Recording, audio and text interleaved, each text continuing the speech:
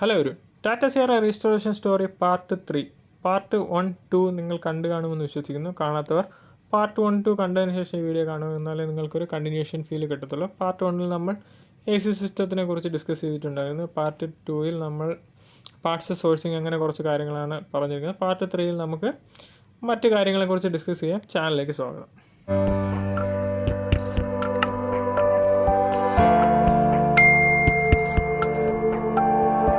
കഴിഞ്ഞ വീഡിയോയിൽ നമ്മൾ പാർട്സ് സോഴ്സിങ്ങും വാഹനത്തിൻ്റെ പാർട്സിൻ്റെ ലൊക്കേഷൻസും ഒക്കെയാണ്, എവിടെ എന്തൊക്കെ പാർട്സാണ് വരുന്നത്, അതിൻ്റെ കണ്ടീഷൻസ് എങ്ങനെയൊക്കെയാണെന്ന് അനലൈസ് ചെയ്യുന്നൊരു വീഡിയോ ആണ് നമ്മൾ ചെയ്തിരുന്നത്.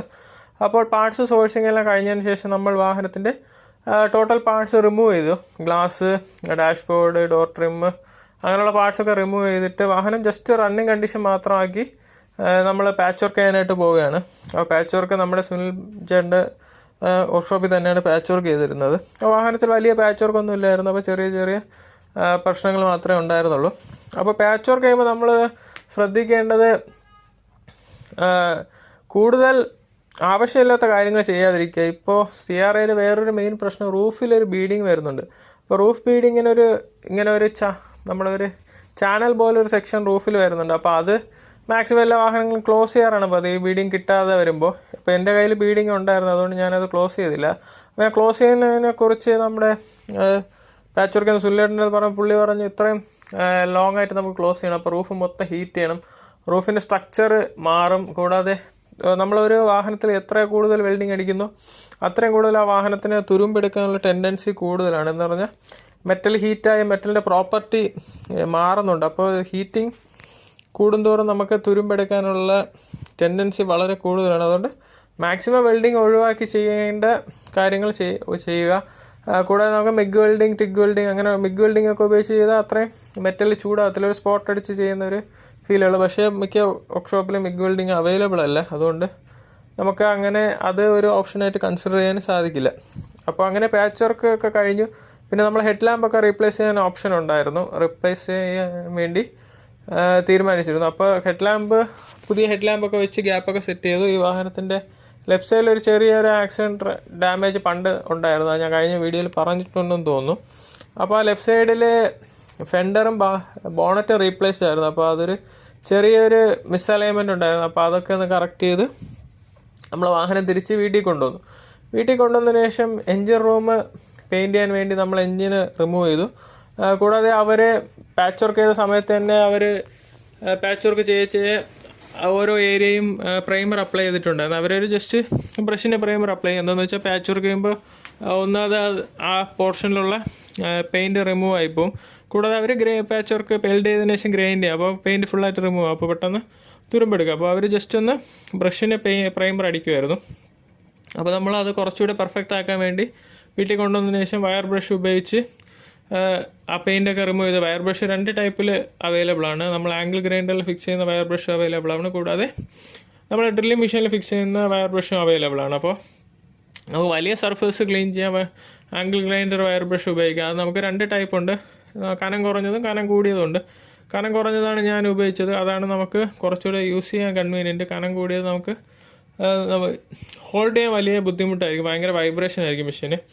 അപ്പോൾ അത് ഉപയോഗിച്ച് നമുക്ക് ആ സർഫസൊക്കെ ക്ലീൻ ചെയ്തതിന് ശേഷം നല്ല രീതിയിൽ നമുക്ക് ടിന്നർ ഉപയോഗിച്ച് ഒന്നുകൂടെ ക്ലീൻ ചെയ്തിട്ട് നമുക്ക് പ്രൈമർ അപ്ലൈ ചെയ്യാം. പ്രൈമർ ഞാൻ SDയുടെ ഓയിൽ പ്രൈമറാണ് യൂസ് ചെയ്തിരുന്നത്.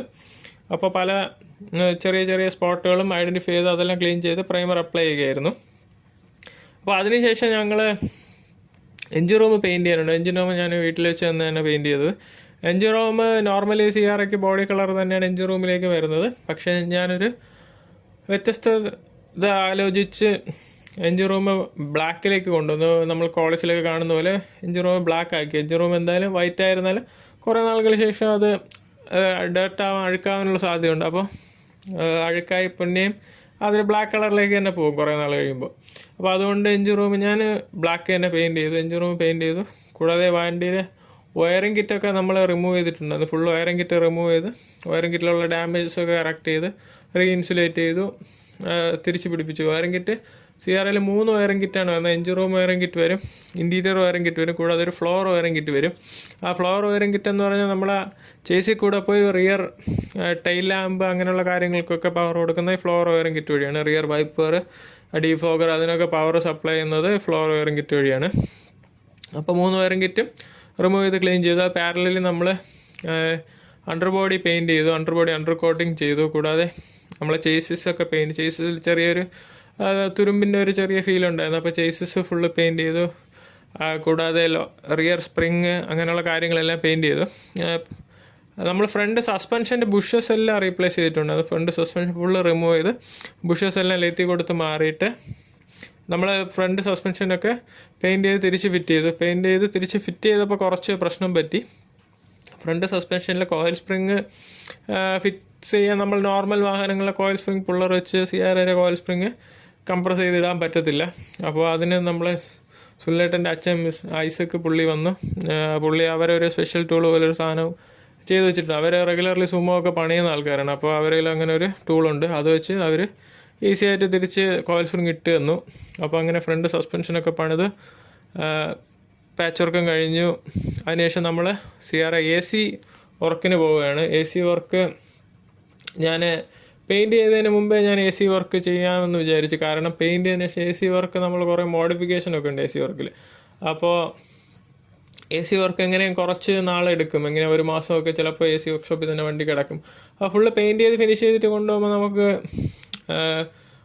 പിന്നെയും സ്ക്രാച്ച് ആവാനും ചാൻസസ് ഉണ്ട്. ചിലപ്പോൾ നമുക്ക് ACക്ക് വേണ്ടി ചിലപ്പോൾ ഏതെങ്കിലും പാർട്ടിൽ ചിലപ്പോൾ വെൽഡിങ് അടിക്കേണ്ടി വരും, ചിലപ്പോൾ കട്ട് ചെയ്യേണ്ടി വരും. അങ്ങനെ കുറേ കാര്യങ്ങളുള്ളതുകൊണ്ട് എന്തായാലും ACയുടെ വർക്ക് കംപ്ലീറ്റ് ചെയ്തിട്ട് പെയിൻറ്റിങ്ങിലേക്ക് പോകാമെന്നായിരുന്നു ഞാൻ തീരുമാനിച്ചിരുന്നത്. അങ്ങനെ AC വർക്ക് ഏതാണ്ട് 1 മാസത്തിൽ കൂടുതൽ എടുത്ത് കംപ്ലീറ്റ് ചെയ്ത് ACയെക്കുറിച്ച് നമ്മൾ ഡീറ്റെയിലായി തന്നെ പറഞ്ഞിട്ടുണ്ട് ഫസ്റ്റ് വീഡിയോയിൽ. അപ്പോൾ ഫസ്റ്റ് വീഡിയോ നിങ്ങൾ കാണുക, അപ്പോൾ നിങ്ങൾക്ക് ACയുടെ കാര്യങ്ങളൊക്കെ മനസ്സിലാവും. അപ്പോൾ AC വർക്ക് ഫുള്ള് കംപ്ലീറ്റ് ചെയ്തു.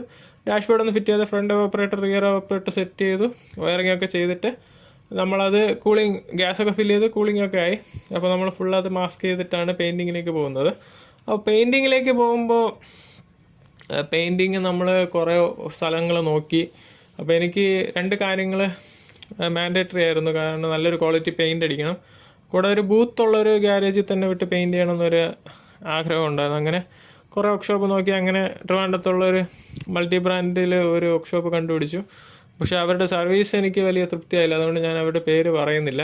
അതിനുശേഷം CRA പെയിൻറ്റ് ചെയ്തതിനു ശേഷം ഞാൻ പിന്നെ അങ്ങോട്ട് പോയിട്ടേ ഇല്ല. അപ്പോൾ ആ വർക്ക്ഷോപ്പിൽ പോയി. അപ്പോൾ അതൊക്കെ കണ്ടിട്ട് ഞാൻ വണ്ടി പെയിൻറ്റിങ്ങിന് കൊടുക്കുകയാണ്. പെയിൻറ്റിങ്ങിന് കൊടുത്ത് ഒരു 2 days കഴിഞ്ഞപ്പോൾ ലോക്ക്ഡൗൺ ആവുന്നു, കോവിഡ് ലോക്ക്ഡൗൺ ആവുകയാണ്.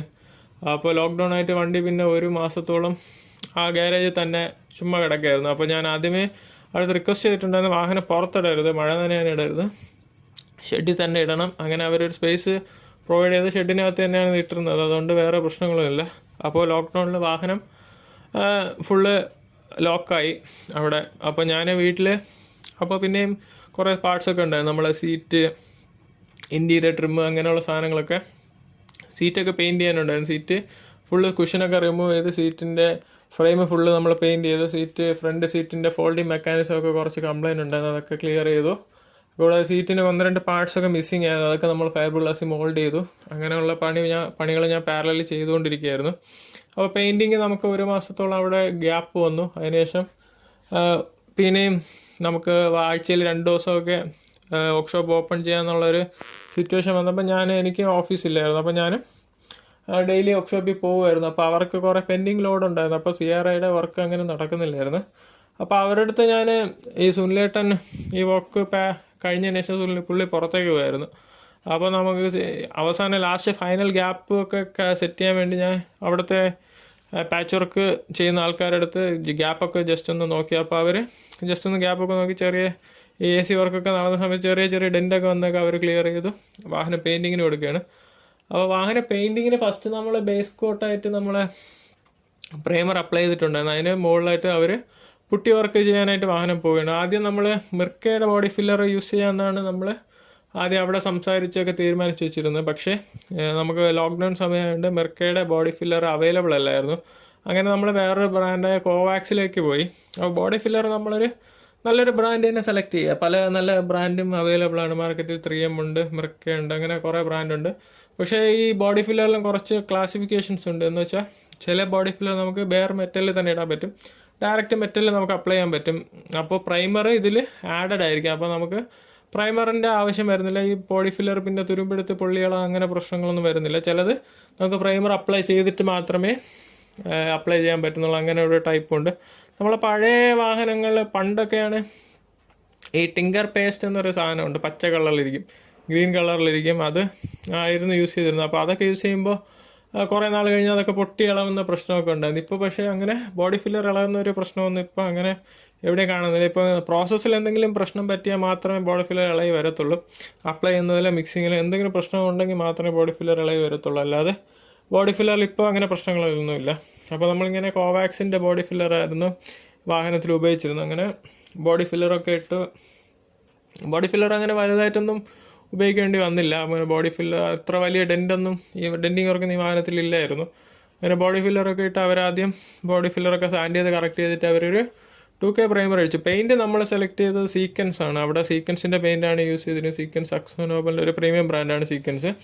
അപ്പോൾ സീക്വൻസിൻ്റെ പെയിൻറ്റും അതിൻ്റെ ബാക്കിയെല്ലാം സീക്വൻസാണ്. കളർ നമ്മൾ സെലക്ട് ചെയ്തത് വൈറ്റ് തന്നെയാണ്. കണ്ടിന്യൂ ചെയ്യാനാണ് ഞാൻ ആഗ്രഹിച്ചത്. വാഹനത്തിൻ്റെ ഓൾഡ് കളർ വൈറ്റ് ആയിരുന്നു. പക്ഷേ അതിനൊരു ഡാർക്ക് ഷെയ്ഡ് കൊടുക്കണമെന്ന് തോന്നി. അങ്ങനെ നമ്മൾ ഓഡിയുടെ വൈറ്റിൻ്റെ മിക്സിങ് റേഷ്യോയിൽ വൈറ്റും കൂടാതെ ബ്ലൂ ആൻഡ് ബ്ലാക്ക് അങ്ങനെ 2 കളർ കൂടെ വരുന്നുണ്ട്. അപ്പോൾ അതിനെ ബ്ലൂ ആൻഡ് ബ്ലാക്കിൻ്റെ പ്രൊപ്പോർഷൻ ഹാഫ് ആക്കി. ഇപ്പോൾ ഒരു ഡ്രോപ്പാണ് ബ്ലൂ വരുന്നത്, അത് 2 ഡ്രോപ്പാണെങ്കിൽ അതൊരു 1 ഡ്രോപ്പാക്കി മാറ്റി. കൂടാതെ ബ്ലാക്ക് 2 ഡ്രോപ്പാണെങ്കിൽ അത് 1 ഡ്രോപ്പ്, അങ്ങനെ ഒരു കളർ മിക്സ് ചെയ്ത് അതെനിക്ക് ഇഷ്ടപ്പെട്ടു. അങ്ങനെ ആ കളർ തന്നെ ഫൈനലൈസ് ചെയ്തു. അങ്ങനെ അവർ പുട്ടി വർക്കൊക്കെ കംപ്ലീറ്റ് ചെയ്തിട്ട് അതിന് ശേഷം അവർ 2K പ്രൈമർ അപ്ലൈ ചെയ്യാണ്. 2K പ്രൈമർ അപ്ലൈ ചെയ്തതിന് ശേഷം സ്പോട്ട് പുട്ടി എന്നൊരിതുണ്ട്. സ്പോട്ട് പുട്ടി എന്ന് വെച്ചാൽ നമ്മൾ ഈ സാൻഡ് ചെയ്യുമ്പോൾ ചെറിയ ലൈൻസ് അങ്ങനെയുള്ള കാര്യങ്ങളൊക്കെ കാണും. അപ്പോൾ അതൊക്കെ ക്ലിയർ ചെയ്യാൻ വേണ്ടിയിട്ട് അവർ സ്പോട്ട് പുട്ടി ഇടും. സ്പോട്ട് പുട്ടി ഇപ്പോൾ സീക്വൻസിൻ്റെ തന്നെ ബ്രാൻഡാണ് അവർ യൂസ് ചെയ്യുന്നത്. അപ്പോൾ സീക്വൻസിൻ്റെ തന്നെ സ്പോട്ട് പുട്ടി ഫുള്ള് ചെക്ക് ചെയ്ത് ചെറിയ ചെറിയ ഡാമേജസൊക്കെ സ്പോട്ട് പുട്ടി ഇട്ടിട്ട് പിന്നെ അവർ വെറ്റ് സാൻഡിങ്ങിലേക്ക് പോകും. വെറ്റ് സാൻഡിങ് എന്ന് വെച്ചാൽ നമ്മൾ വെള്ളം ഉപയോഗിച്ച് സാൻഡിങ് പേപ്പർ ഉപയോഗിച്ച് ആ സർഫസ് ഫിനിഷ് ചെയ്യുന്നതാണ് wet sanding. Normally wet sanding പല കമ്പനീസും പ്രിഫർ ചെയ്യുന്നില്ല, എല്ലാവരും ഡ്രൈ സാൻഡിങ് തന്നെയാണ് പറയുന്നത്. പക്ഷേ വെറ്റ് സാൻഡിങ് കുറച്ച് ഈസിയാണ്, കൂടാതെ കോസ്റ്റ് എഫക്റ്റീവ് ആണ്. നമുക്ക് സാൻഡിങ് പേപ്പറൊക്കെ കൂടുതൽ ചിലവാകത്തില്ല വെറ്റ് സാൻഡിങ്, പക്ഷേ പണിയും പെട്ടെന്ന് തീരും. അപ്പോൾ വെറ്റ് സാൻഡിങ് എപ്പോഴും നമ്മൾ പ്രൈമർ അപ്ലൈ ചെയ്തതിന് ശേഷം മാത്രമേ വെറ്റ് സാൻഡിങ് ചെയ്യാവൂ. പുട്ടിയുടെ പുറത്ത് ഡയറക്റ്റ് വെറ്റ് സാൻഡിങ് ചെയ്യാൻ പാടില്ല. കാരണം ചിലപ്പോൾ പുട്ടി വാട്ടർ അബ്സോർവ് ചെയ്ത് പിന്നെ അത് ചിലപ്പോൾ പുട്ടി ഇളവാനും റസ്റ്റ് ഫോർമേഷൻ വരാനുള്ള സാധ്യത വളരെ കൂടുതലാണ്. അപ്പോൾ ഡ്രൈ സാൻഡിങ് പ്രൈമറിൻ്റെ പുറത്ത് വെറ്റ് സാൻഡിങ് മാത്രമേ പാടുള്ളൂ. അപ്പോൾ സാൻഡിങ് ഒക്കെ കഴിഞ്ഞു. അടുത്ത് അവരൊരു ബേസ് വൈറ്റ് കോട്ട് അടിച്ചു.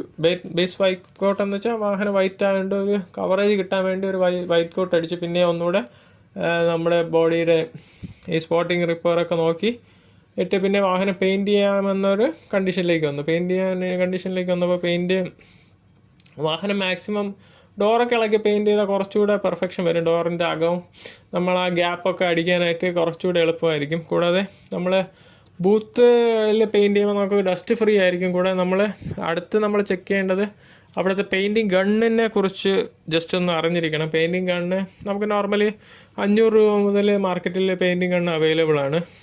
പക്ഷേ എൻ്റെ വാഹനം പെയിൻറ്റ് ചെയ്തിരിക്കുന്നത് ഡബിൾ ബ്ലിസിൻ്റെ ഗണ്ണ് ഉപയോഗിച്ചാണ്. ഡബിൾ ബ്ലിസിൻ്റെ ഗണ്ണിൽ കുറച്ച് അതിൻ്റെ പാറ്റേണൊക്കെ കുറച്ച് ഫൈൻ ആയിരിക്കും. കൂടാതെ അതിൽ കുറേ അഡ്ജസ്റ്റ്മെൻറ്റ്സൊക്കെ കൂടുതലാണ്. ഡബിൾ ബ്ലിസിൻ്റെ ഗണ്ണിന് ഏകദേശം 10-40 വിലയുണ്ട്.